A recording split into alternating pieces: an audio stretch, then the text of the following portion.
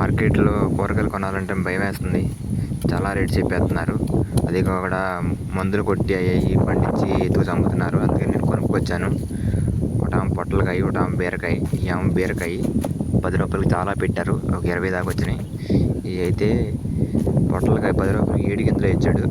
మరి వీటిలో ఎన్ని మొలుస్తాయో ఎన్ని మొలుతుందో తెలియదు. ఇప్పుడైతే కొన్ని 3 గింజలు అయితే పెడుతున్నాను పొట్లకాయ.